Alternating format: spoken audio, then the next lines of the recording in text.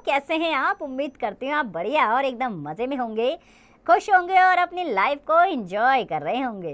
बिल्कुल जी, खुश रहिए, स्वस्थ रहिए, मस्त रहिए, यही जीवन जीने का सार है। देखिए, जब हम खुश होते हैं तो हम कार्य भी निपुणता से करते हैं। तो चलिए रहते हैं खुश और बढ़ते हैं अपने अध्याय की ओर। हम पढ़ने वाले हैं अपना अध्याय जिसका नाम है स्वामी विवेकानंद।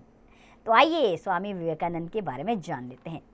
तो स्वामी विवेकानंद एक विश्व प्रसिद्ध सन्यासी थे। यहाँ उनका जीवन परिचय दिया जा रहा है, तो आइए उनके बारे में तो जानना जरूरी है। तो बच्चों, स्वामी विवेकानंद को कौन नहीं जानता? वह ही विवेकानंद जिन्होंने सन 1993 में शिकागो यानी कि अमेरिका में आयोजित सर्वधर्म सम्मेलन में ओजपूर्ण यानी कि बहुत प्रभावशाली ओजपूर्ण भाषण देकर संपूर्ण विश्व को हैरान कर दिया था। अर्थात उनके भाषण को आज भी याद किया जाता है, इंडिया में नहीं, अमेरिका में भी।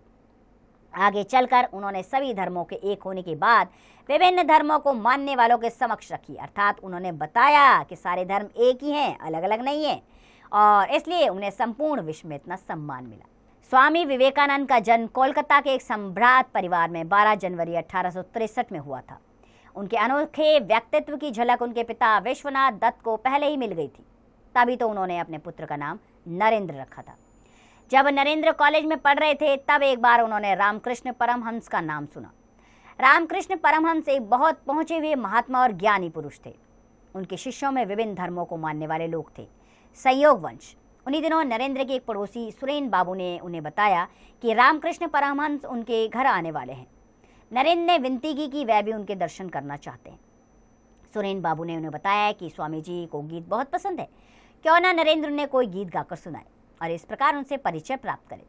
नरेंद्र इस बात के लिए तुरंत राजी हो गए और वह दिन भी आ पहुंचा जब नरेंद्र ने सुरेन बाबू के यहाँ जाकर स्वामी जी को मधुर स्वर में चल रे मन निज निकेतन नामक गीत सुनाया।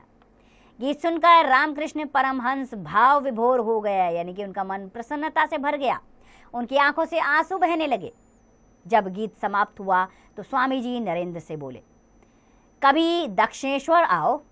दक्षिणेश्वर कोलकाता के समीप स्थान है जहाँ गंगा के किनारे माँ काली के मंदिर में रामकृष्ण परमहंस रहते थे। कुछ समय बाद वह रामकृष्ण परमहंस से मिलने दक्षिणेश्वर गए। नरेंद्र को देखकर रामकृष्ण बहुत प्रसन्न हुए। उन दोनों के बीच कुछ पल तक बातचीत होती रही। तभी नरेंद्र ने स्वामी रामकृष्ण से पूछा, जगत में अलग अलग धर्म क्यों हैं? क्या हर धर्म का भगवान अलग होता है? प्रश्न सुनकर रामकृष्ण परमहंस मुस्कुराए। रामकृष्ण परमहंस किसी पाठशाला में कभी नहीं पढ़े थे, लेकिन अपनी भक्ति, पूजा और साधना से उन्होंने ज्ञान प्राप्त किया था। वे हमेशा अपने भक्तों को साधारण भाषा में उदाहरण देकर अपनी बात समझा देते थे। नरेंद्र का प्रश्न सुनकर रामकृष्ण ने जल से भरे एक बर्तन की ओर इशारा किया और बोले, इस बर्तन में जल भरा है। इसे कुछ लोग जल कहते हैं, कुछ लोग पानी कहते हैं। इसे चाहे जो नाम दे दो, पर यह रहेगा तो वही, और एक ही काम करता है, अर्थात प्यास बुझाता है। इसी प्रकार ईश्वर भी एक है, केवल लोग उसे अलग अलग नामों से पुकारते हैं। नरेंद्र ने जब उनसे पूछा कि ईश्वर साकार है या निराकार है, अर्थात ईश्वर दिखता है या नहीं, तो रामकृष्ण परमहंस बोले, जल जब बर्फ बनकर जम जाता है तो वह साकार हो जाता है, दिखाई देता है। जब उसे भाप बना देते हैं तो वह दिखाई नहीं देता, और जब वह किसी बर्तन में रखा जाता है तो वह उस बर्तन का आकार ग्रहण कर लेता है। इसी प्रकार ईश्वर हर मनुष्य में निवास करता है। वह अलग अलग व्यक्तियों के विश्वास के अनुसार अलग अलग रूपों में दिखाई देता है।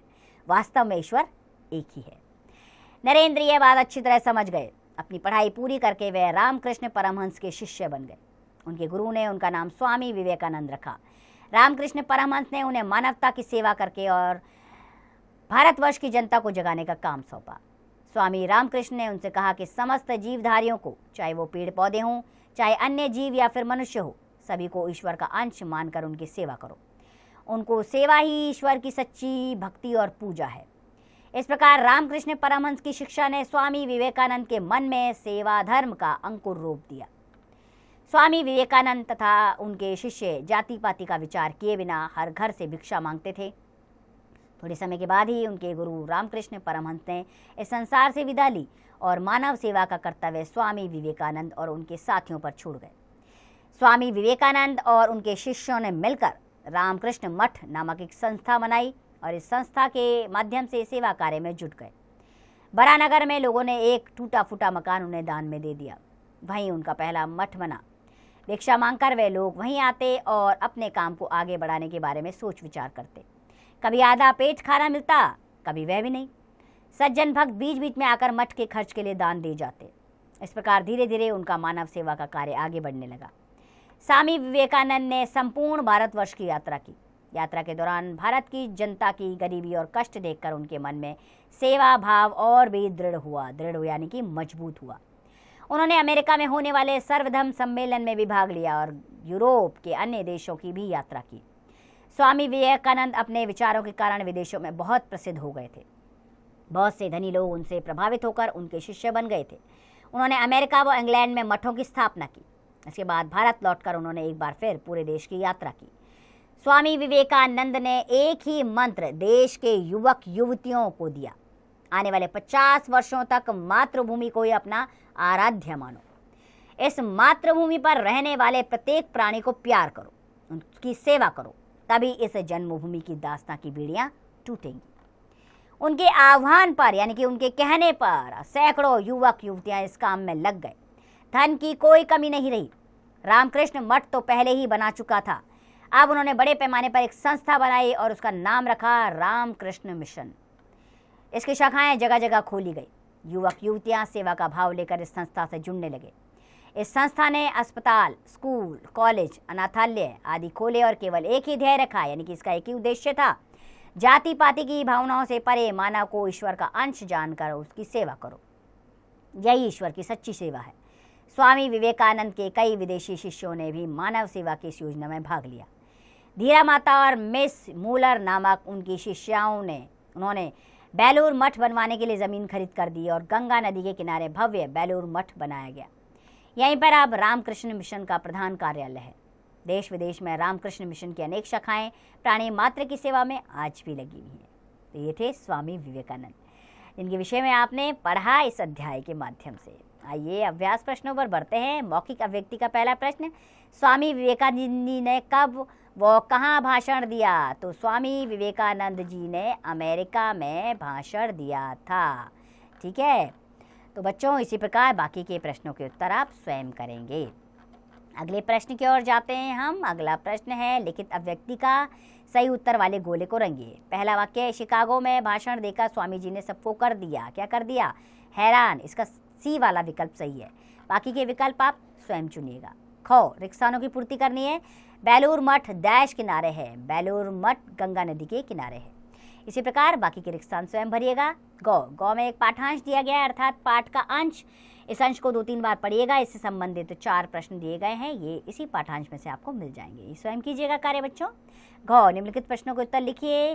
पहला प्रश्न है, नरेन ने सुरेन बाबू के घर जाकर क्या किया? नरेन ने सुरेन बाबू के घर जाकर एक सुंदर गीत सुनाकर रामकृष्ण परमहंस को प्रभावित किया और उनके शिष्य बन गए। इसी प्रकार बाकी के प्रश्नों के उत्तर स्वयं दीजिएगा।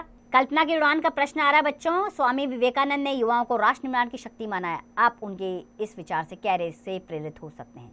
बिल्कुल सही, स्वामी विवेकानंद ने युवाओं को राष्ट्र निर्माण की शक्ति माना है, क्योंकि युवाओं के कंधों पर देश को विकास के स्तर तक पहुंचाने की जिम्मा है। तो आप उनके विचार से कैसे प्रेरित हैं ये बताएंगे आप। भाषा की बात में देखिए, आपको यहाँ एक अनुच्छेद दिया गया है। निम्नलिखित वाक्यों में रेखांकित पदों को कारक बताइए। ठीक है, अब यहाँ पर आपको कारक बताए गए हैं। आपने अब ये वाक्य पढ़ने हैं नीचे और कारक बताने हैं। विवेकानंद का जन्म कोलकाता के एक सम्भ्रांत परिवार में हुआ था। तो कोलकाता के किस कारक की विभक्ति है? काके की संबंध कारक होता है। ठीक है, इसी प्रकार बाकी के कारक आप स्वयं बताएंगे। ख, रिक्त स्थान भरने उचित योजक द्वारा। मानव डैश सेवा, मानव के लिए सेवा। ठीक है, इसी प्रकार बाकी के योजक स्वयं रिक्त स्थान भरिएगा। गौ, शब्द खोलकर समझिए। विवेकानंद, विवेक जमा आनंद, ऐसे ही नरेंद्र, नर जमा इंद्र। बाकी के शब्द खोलकर आप स्वयं जीजिए, नए शब्द निर्माण कीजिए। घ, सही विकल्प के सामने सही का निशान लगाइए। पहला है, सज्जन का सद्धि विच्छेद है। सत्य जमा जन, सत्य जमा जन, पहला वाला विकल्प सही है। बाकी के विकल्प स्वयं ढूंढिए। ड, पाठ में से ढूंढकर लिखिए। भाववाचक संज्ञा, प्रशंसा एक भाववाचक संज्ञा है, इसी प्रकार की संज्ञा है, ढूंढकर लिखिएगा आप। च, समास विग्रह कीजिए। विश्वनाथ, विश्व जमा अनाथ। ठीक है, बाकी के समास विग्रह स्वयं कीजिए। विषय संवर्धक गतिविधियों में पहला प्रश्न है, विवेकानंद जी द्वारा रचित कोई पुस्तक या रामकृष्ण परमहंस जी की जीवनी पढ़िए। ये कार्य कीजिएगा आप। इस विषय पर विचार प्रकट कीजिएगा। मेरा जीवन लक्ष्य है, इस पर अपने विचार बताइएगा कि आपका जीवन लक्ष्य क्या है आखिर, और आप किस प्रकार इसे प्राप्त करेंगे। ठीक है, तो उम्मीद करती हूँ बच्चों स्वामी विवेकानंद जी के विचारों से आप भी प्रभावित हुए होंगे। किस प्रकार उन्होंने अपना संपूर्ण जीवन त्याग कर लोगों के जीवन को कल्याण लगना ही अपना जीवन को माना है। तो आप भी उनके जीवन से प्रभावित होइए, परोपकार की भावना लाइए, लोगों के हितों का ध्यान रखिए और लोगों के साथ अपनापन बनाकर उन्हें मित्र बनाइए और उनके कल्याण के लिए कार्य कीजिए। उम्मीद करती हूँ आप इस दिशा में ज़रूर कुछ कार्य करेंगे। खुश रहिए, स्वस्थ रहिए, मस्त रहिए और इस पाठ का अभ्यास करते रहिए।